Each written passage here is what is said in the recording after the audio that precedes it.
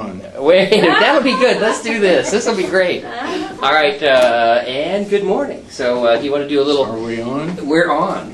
Good morning. My name is Chuck Kentz, and I am from Monette, Missouri, and I had an MGB about 4 years ago. I've had absolutely no problems. I can eat pretty much whatever I want to.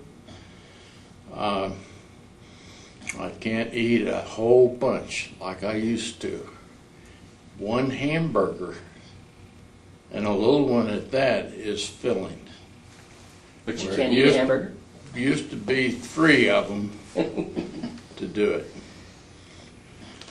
But it's just remarkable that I haven't had any health problems. Right. You were saying now before surgery you weighed how much?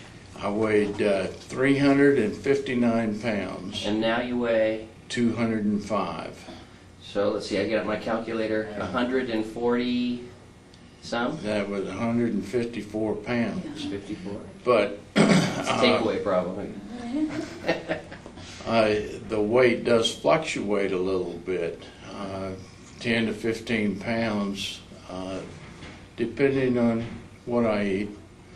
I have developed kind of a fondness for sweet things now that I'd never had before.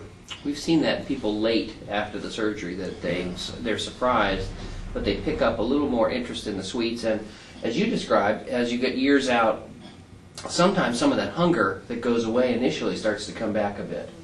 And again, one of the tragedies of lots of the other kinds of weight loss surgery is their failure rate. They really have very high failure rates. The stomach stapling, remember the old-timey stomach stapling, had somewhere between 30 and 90% failure rate, depending on how long you followed those people. So that's why it's been dropped. The Roux-en-Y gastric bypass has been studied, but there haven't been a lot of long-term studies. Ours is actually one of the longest studies of gastric bypass, and the Roux-en-Y study that's got the longest follow-up is from Sweden, where they have socialized medical care. So everybody's in a computer. In Sweden, 10 years after your gastric bypass, the average weight loss was only 40 pounds. Now the average weight loss of a Roux-en-Y at the end of 1 year is about 140 pounds. So it means that on average, people over 10 years after their Roux-en-Y are gaining back 100 pounds. And we hear that all the time. We have friends and family who we see in here who've had the Roux-en-Y who've gained a lot of their weight back. The Mini-Gastric bypass, we now are coming up on our 10-year anniversary from the very first case. And we do see, as you get 3, 4, 5, 6, 7, 8, 9 years out, that we get about a 10 to 15 pound weight gain.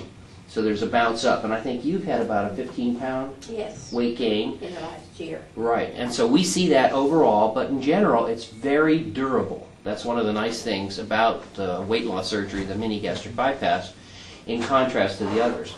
The other study that's come out recently shows the lap band, which is real attractive because it's very simple, has a really high failure rate as you watch it. Maybe up to 50%, or 1 out of 2, is going to fail in the first 3 or 4 years.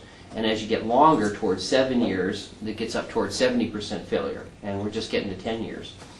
So in Europe, which got the lap band about 10 years before we did, they used to do lap bands 4 to 1 over gastric bypass. But now they've seen an extra 10 years where a lot of the bands are failing, and now it's flipped around.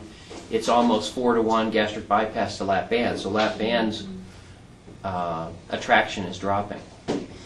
Well, the thing that's impressive to me is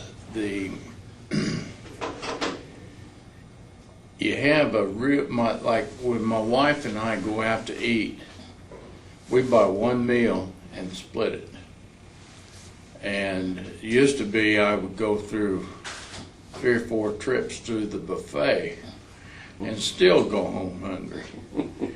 And but now we go to a restaurant, we buy one meal and we split it, and we have some left over. Especially at breakfast. And I think that's one of the neat things about the MGB is that drop in hunger. And we think the reason behind that is where we cut through the stomach